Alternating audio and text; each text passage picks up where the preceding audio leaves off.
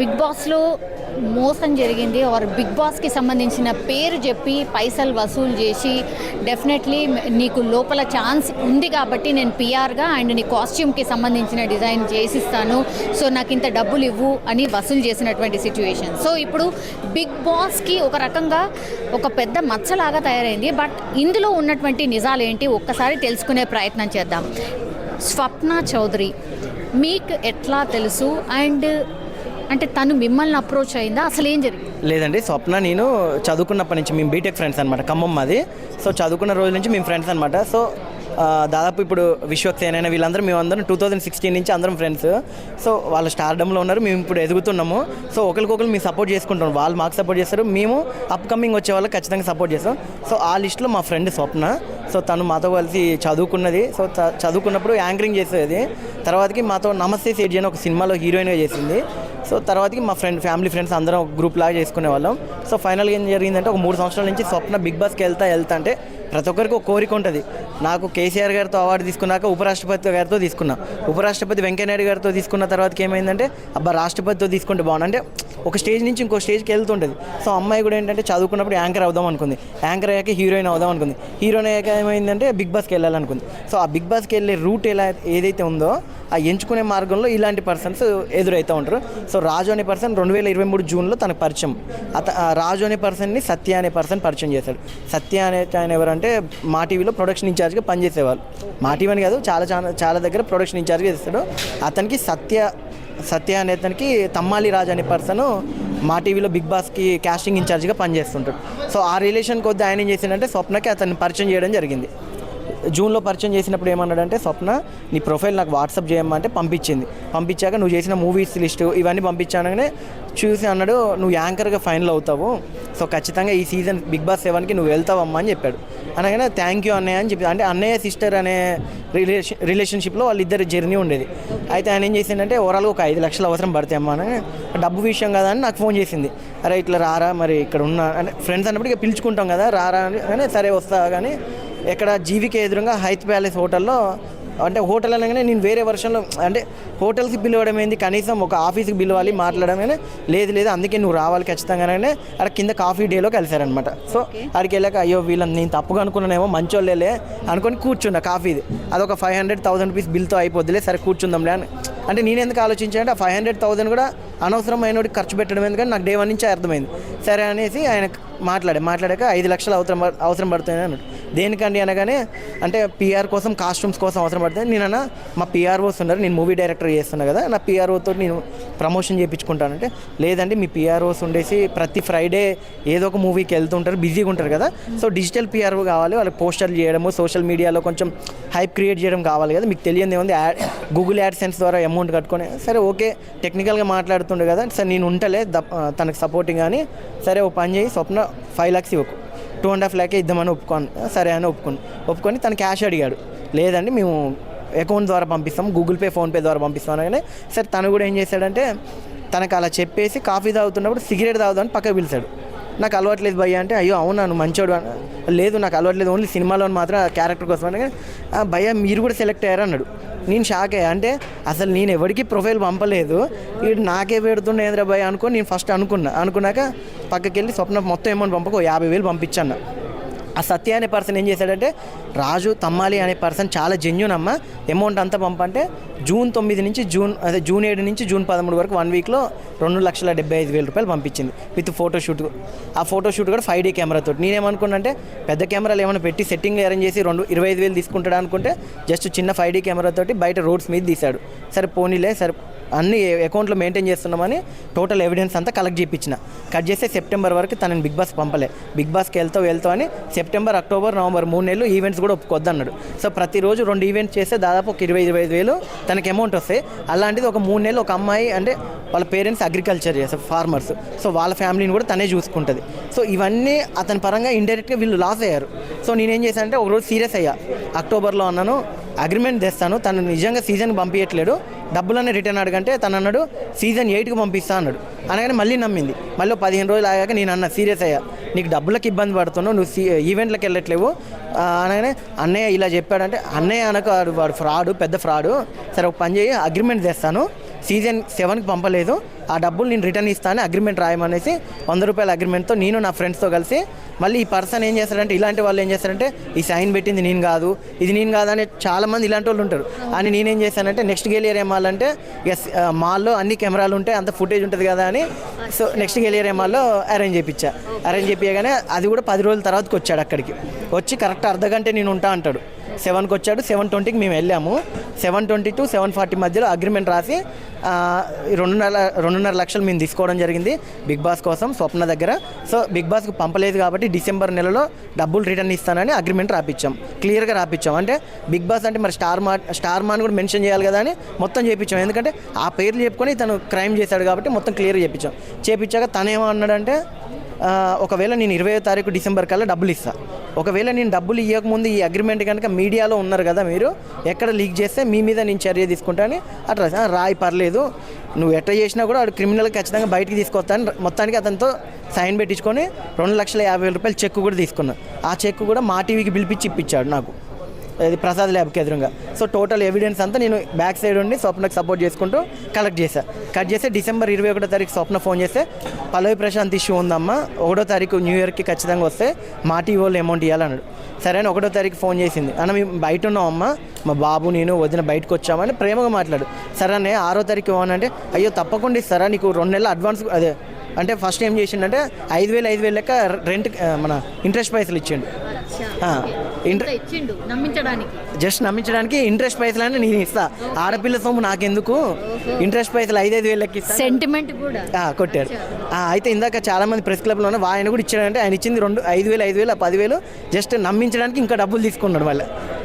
ఇచ్చేసామంటే పూర్తి అమౌంట్ ఇచ్చారు అని అనుకుంటున్నారు అందరూ, కానీ అది కాదు. ఆయన 5,000 దేనికి ఇచ్చాడంటే అగ్రిమెంట్ అనే మాట అనేసరికి 2 నెలలు పోస్ట్ పోన్ చేయడం కోసం అది చేశాడు. కట్ చేస్తే జనవరి 6వ తారీఖు మళ్ళీ ఫోన్ చేశారు.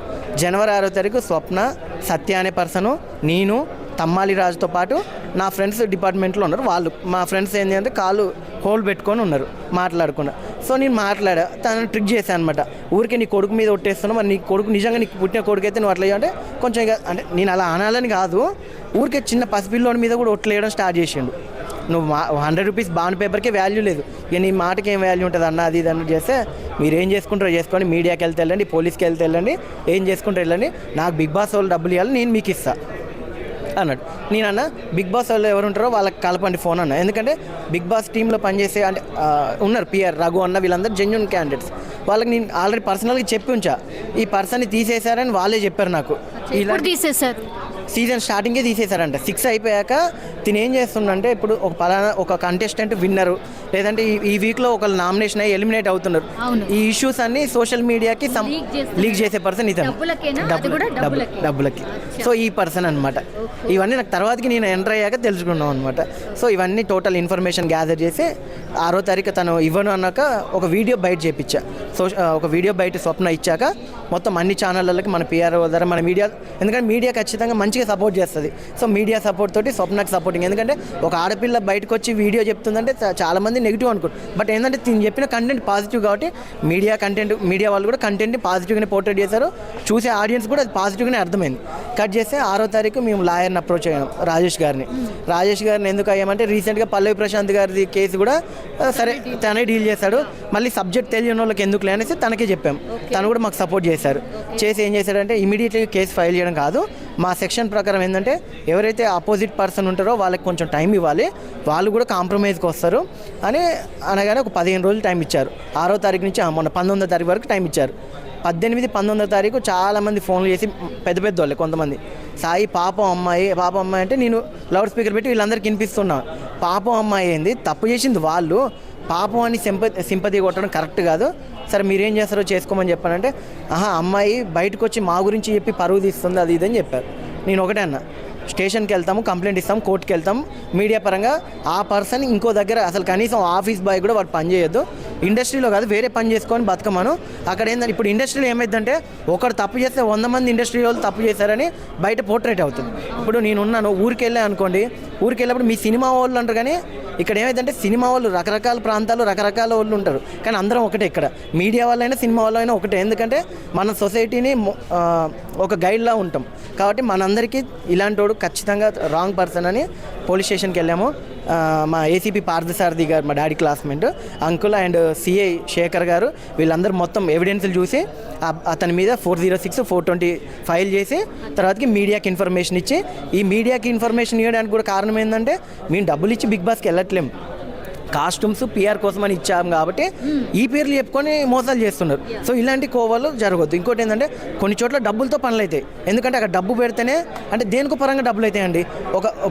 ఇప్పుడు నేను ఒక ఫోటోషూట్ చేస్తున్నా, దానికి 25,000 అయితే, కెమెరాకి 5,000 అయితే, మేకప్ మ్యాన్కి 2-3 అయితే, లొకేషన్స్కో అంటే ఆ పర్పస్కి డబ్బులు ఇవ్వచ్చు.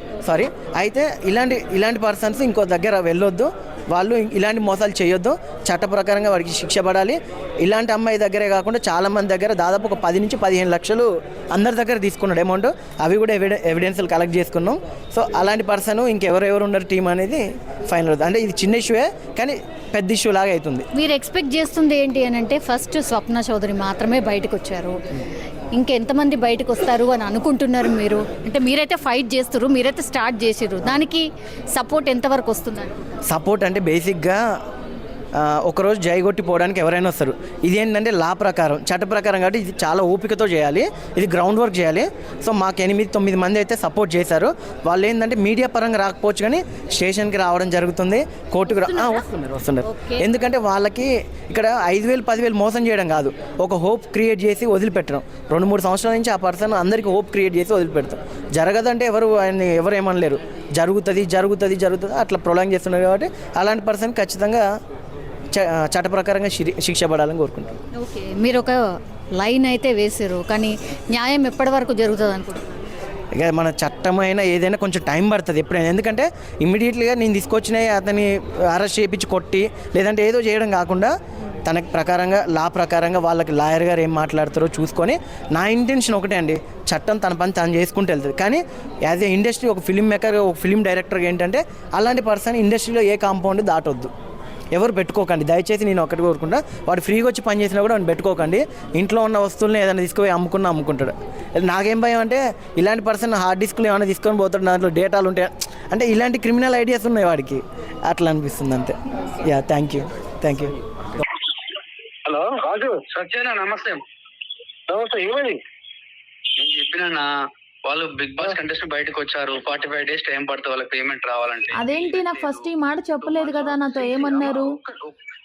ఒక్క నిమిషం సత్య గారు, సత్య సార్ నాతో మాట్లాడిన మాటలు ఏంటి అని అంటే, కప్పు కొట్టి వాళ్ళు బయటకు వచ్చిన తెల్లారి డబ్బులు ఇస్తా అన్నారు, అగ్రిమెంట్లో రాసిన డేట్ 20వ తారీఖు అని చెప్పారు, జనవరి అన్నారు, ఇవాళ జనవరి 6వ తారీఖు అయిపోయింది. ఇవాళ జనవరి 6 అయింది, ఇప్పుడు ఫోన్ చేసి అంటాడు మార్చి 1వ తారీఖు అని చెప్పి మాట్లాడుతున్నాడు.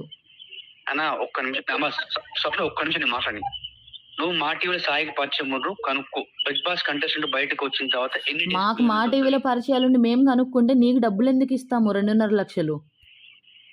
అవును, నేను నీకు 2 months ఇంట్రెస్ట్ ఇస్తామా, మోసం చేసావనేది నేను ఇంట్రెస్ట్ ఇవ్వకపోతుంటే. ఏది నువ్వు 8 నెలల్లో నువ్వు ఇచ్చింది 1 లేదా 2 నెలలు, నీకు అసలు ఇంట్రెస్ట్ కావాలా చెప్పు.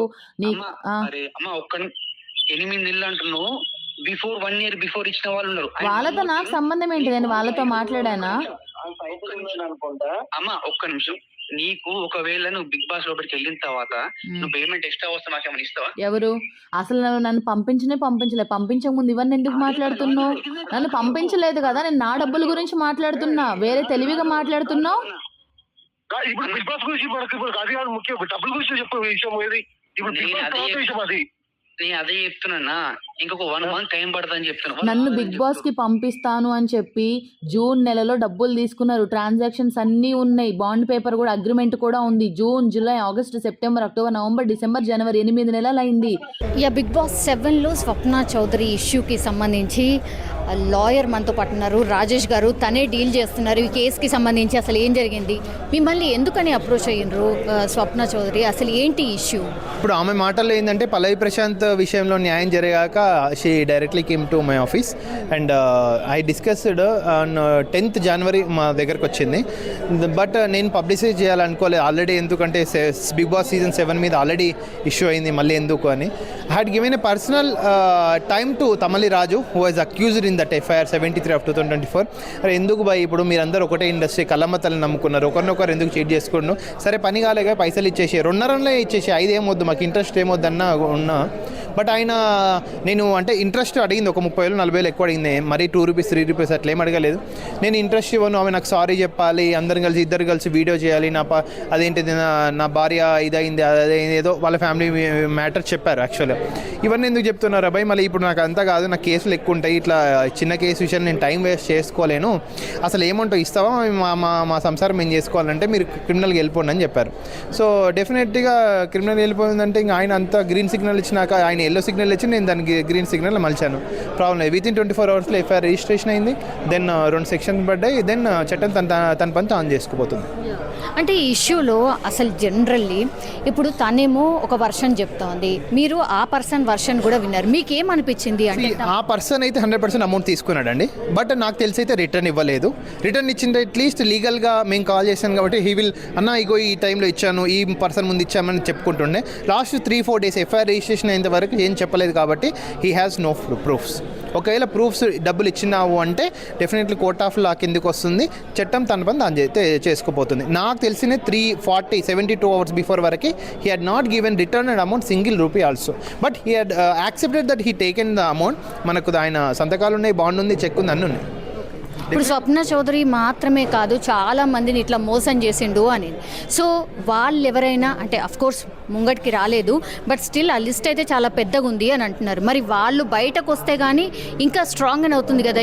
ఎస్ అండి, ఇప్పుడు మాకు వచ్చిన ఇన్ఫర్మేషన్ ప్రకారం అయితే చాలామంది ఉన్నారు, బట్ పేర్లు మనకు ఎవిడెన్స్ లేకుండా మాట్లాడడం తప్పు కాబట్టి సినిమా వాళ్ళే ఉన్నారు, చాలామంది సిల్వర్ స్క్రీన్ వాళ్ళు ఉన్నారు, ఓకే సీరియల్ ఆర్టిస్టులు ఉన్నారు, యూట్యూబర్స్ ఉన్నారు, చాలామంది ఉన్నారు. అమౌంట్ అయితే ఈవెన్ చిన్నపిల్లల దగ్గర బిస్కెట్ చాక్లెట్లు ఏరుకునేలాగా 5,000 3,000 కూడా తీసుకున్నారంట. పేర్లు మనకి ఎవిడెన్స్ వద్దు, ఎందుకంటే ఎవిడెన్స్ ఉంటేనే మనం కరెక్ట్ మాట్లాడాలి కాబట్టి ఇవన్నీ కూడా మీ మీడియా తరపు నుంచి కూడా ఐడ్రీమ్స్ ఛానల్ నుంచి కూడా ఎవరైతే చీట్ చేయబడ్డారో దయచేసి మా దగ్గర రండి, డెఫినెట్లీ మీకు సరైన న్యాయం చేస్తామని తెలియజేసుకుంటున్నాం. ఇప్పుడు నెక్స్ట్ అంటే ఫర్దర్లీ లీగల్లీ ఎట్లా ప్రొసీడ్ కాబోతున్నారండి? లీగల్గా ఇప్పుడు నెక్స్ట్ ఏంటంటే 161 స్టేట్మెంట్స్, విట్నెస్ స్టేట్మెంట్స్ అనేది తీసుకోవాలి, పంచనామా స్టేట్మెంట్స్ ఇవన్నీ కూడా. అదేంటిది ఆ చెక్ కానీ బాండ్ కానీ it will come on to the on record. Then after 60 days the FIR will convert in to charge sheet, CC number అంటారు. Then it will go to the concern court either Nampally or Kukatpally. So then ఇప్పుడు section 406కి 3 years punishment, 420కి 7 years punishment కాబట్టి judge గారు description power ఏది న్యాయం అనిపిస్తే అంతలోపు పనిష్మెంట్ ఇచ్చే అవకాశం ఉంటుంది. Thank you.